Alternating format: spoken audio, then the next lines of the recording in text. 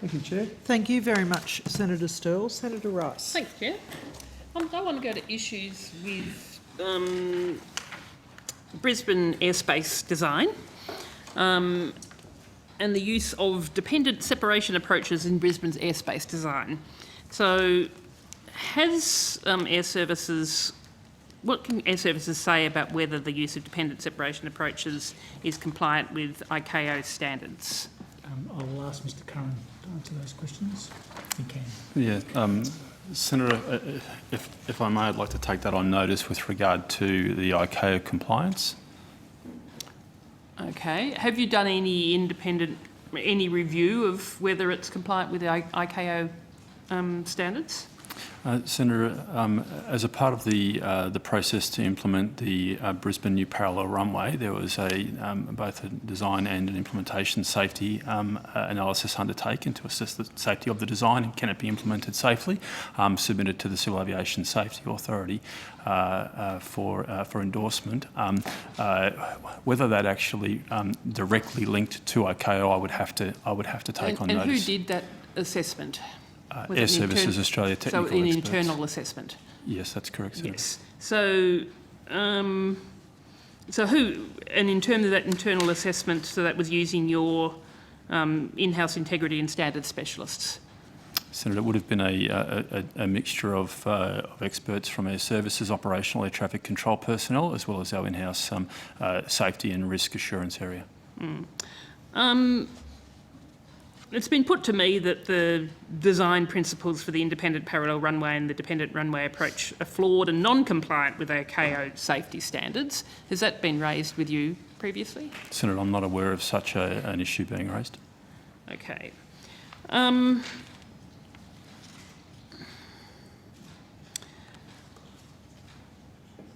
The issue that's also been put to me then is that as a result of the design, there's a concentration of noise over certain suburbs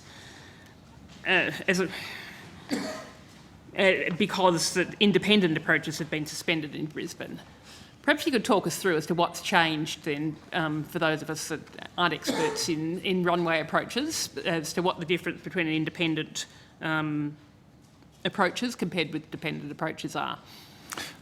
Thank you, Senator. Yes, I'll talk you through that and perhaps be able to provide some indication around the changes post-COVID. The operation of dependent approaches to an airport like Brisbane essentially means that there is a reliance on aircraft that are arriving to the other parallel runway. In a sense, it's as if both runways are treated as if there's a single runway there. So that's a mode of operation. Independent approaches are where runways are sufficiently spaced, which is the case in Brisbane. They are wide enough, there is enough distance between two of them that under the right circumstances we can operate as though they are just two completely independent runways. So what's the current situation then? The situation is that we would typically operate in that independent mode when there is a demand level such that we need to be able to operate the runways independently of each other. During the COVID period, traffic has been substantially reduced, as I'm sure you're aware, and as a consequence of that, we have operated the runways in a dependent mode. Okay, so what has that meant for then operating them in dependent mode? What has that meant for then concentration of flights over particular suburbs? So there's a number of modes that are permitted to be used at the airport, and I think it means that we're operating in a particular mode, but we've been operating in that mode not simply because of an Airservices choice. We've been operating in that mode because of a response to air traffic changes. As a result of COVID and border closures, there's been quite a healthy air transport market within Queensland, and so rather than there being the normal number of flights to southern ports like Sydney or Melbourne, there's been operations tending to the north inside Queensland airspace. And so the way that we serve those flights has been in accordance with the modes that are appropriate for that configuration of traffic. I'm confused. So you were saying that you've been operating them in a dependent way because the traffic has been reduced due to COVID, but your answer just then actually implied that that hasn't been the case, that you've had more flights going north? Senator, the mixture of operations has been significantly different to what we would have experienced without a COVID situation. There has been, at certain times, very few flights operating from the southern runway, which would head south, and there's been a greater use of the new runway, the northern runway, for flights heading north. And that's been a different mix of destination than would normally be the case for an airfield like Brisbane. So if things go back, not that I'm saying that we don't know what the new normal is going to be, but as flights presumably increase over time, sort of going south again, you're saying that that if you then need to shift back into an independent approach, that you'll be able to do that. There's nothing stopping you doing that. That's correct, Senator. Okay.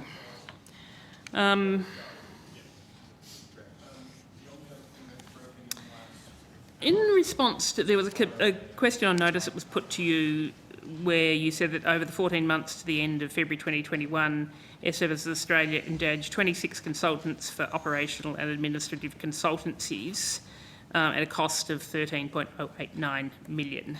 So you engage external consultants quite significantly, given that. Yes? Yes, Senator. Yes? Yep. So I wanted... Goodness. I want to then go to, in response to another question where you said that you did not engage, Airservices did not engage another air navigation service provider to review the closed star option at Brisbane Airport, and that no consultants were used by Airservices Australia in the flight path design work for the parallel runway airspace. Can you tell me why you didn't do those two design changes without independent review from external experts? Do you want to answer that? Senator, I have to take that one on notice. I think the plain answer is that we have the competency and capability in-house, and we're able to undertake the work ourselves. But it has been common practice by Airservices to engage external consultants. So you basically felt that you didn't need to engage external consultants. Not on this particular thing, because this is sort of one of our stock standard core competencies, Senator. The engagement of operational and administrative consultancies across the board, for example, was the Broderick Review, for example, which was, is one of the consultants who was used. So there are administrative consultancies, operational consultancies if we're bringing in testing for PFAS at locations, for example. They are the sort of things we use the consultancies for. A core competency such as airspace design and air route design, which we are doing constantly, we wouldn't necessarily bring in a consultant for. Okay. And I mean, in answer to another question, you said that Airservices did not engage the UK NATS to review airspace design models at Brisbane. However, the Brisbane Airport Corporation did, and that Airservices Australia designs the flight paths, develops procedures and modes of operation. So you're confident that the private operator of the airport, with what they did in terms of conducting that review into Airservices Australia's airspace design for Brisbane? Yes. There's no conflict of interest there? It's not uncommon for the airport to engage someone to look at how the airport should be run more efficiently. Perth, for example, when we had significant delays back in around 2007 with the mining boom going off, UK NATS were brought in to check runway occupancy times to improve the operation of the airport, so it's not uncommon. And you were satisfied, I presume you were provided with the outcome of that UK NATS review? I'll take that one on notice, Senator. I'm not sure. In the normal course of events, yes, there'd be a healthy exchange and potentially a robust engagement around the different views. Okay. And can you also then take on notice what issues or concerns were raised in that review and how they were resolved? Yes, Senator. Okay. I just want to now go to the difference between proposed versus actual flight path design, that the 2006 environmental impact statement originally promised Brisbane residents that flight paths would actually primarily be over water, that if flight paths over residential areas were necessary, then they would be minimised. Residential areas overflown by departing aircraft should not, to the extent practical, also be flown by arriving aircraft. But the community are telling me that you've failed on all 4 accounts, that nearly a third of flights continue to fly over Brisbane residential homes and families between 10 p.m. and 6 a.m. Flight paths have been concentrated not just inhabited, but in fact some of Australia's most densely populated residential areas, and that the same Brisbane residential areas overflown by departing aircraft on flight paths I are also overflown by arriving aircraft on flight paths G, H1 and H2. How do you respond to those concerns from the community? Senator, the communication and engagement with communities in South East Queensland around the use of the parallel runways system was that there would be a preferred mode to operate over water where practicable, I think, is the language used, or words to that effect. So basically you're saying it's not practicable then? Senator, the 2 main drivers for ability to operate the over-the-water mode, which is the preferred mode, absolutely, is traffic levels and also weather. They're the 2 primary drivers. Since the runway was opened, we've been operating over the bay for departures in excess of 50% of the time, and for arrivals in excess of 40% of the time. But do you agree that that's very different to what the community was promised then in the EIS? Senator, no, that's certainly not my interpretation, and that certainly wasn't what was communicated in the engagement activities which Airservices participated. The preferred mode was always made clear that it would be subject to weather and traffic load.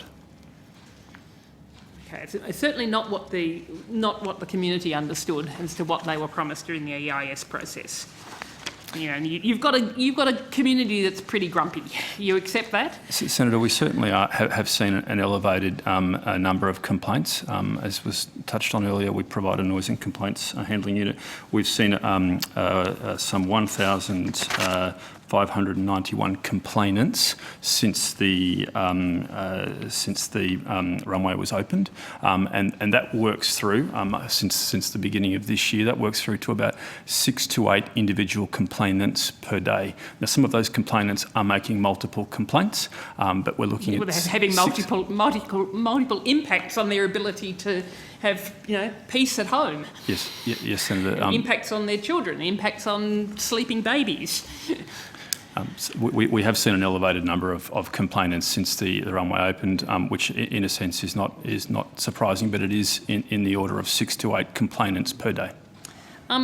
Following the release of the Australian Government's National Aviation Policy White Paper in 2009, there was the launch of the Significant Impact on the Local or Regional Community Guide, which now forms part of the Airports Act. You're familiar with that? Senator, I'd take that one on notice. It's a pretty critical thing, I would think, if you're concerned about air noise and impacts on local community, to be aware of it. I'm aware of it, Senator, yes. Right, thank you. Well, why did you need to take it on notice if you're aware of it? I'm aware of it, Senator, yes. Thank you. This document's sometimes also referred to as a trigger guide. It says that impacts may result from one element of a proposed development rather than development as a whole. Intermittent and cumulative effects need to be considered, and if the proposed development is to be undertaken in stages over a period of time, the impacts of the development, once completed, need to be considered, even if the potential impacts will not be evident in the first instance. Do you agree that the changes that the residents have experienced since the airport was opened are so significant as to constitute a trigger for the major development plan and the EIS to be revised and renewed as per those guidelines? Senator, I'd want to familiarise myself with the guidelines specifically before I answered that question, so I would have to take that on notice. Okay. Is Airservices doing any internal modelling or calculations to estimate the financial and economic losses being incurred by Brisbane residents as a result of the flight path design, decreased productivity, decline in property values, reduced livability? Senator, Airservices isn't undertaking that kind of a study. The only study that I am aware of that relates to impacts from the infrastructure development that is the new parallel runway relate to the sorts of benefits that were foreseen in relation to job creation during the construction phase, or job creation and economic benefit resulting from its operationalisation. How were the impacts that the community is now suffering, how were they covered off in the EIS? If you're saying that that's, as benefits, were those, considerable disbenefits, the costs that the community are bearing, how were they covered off?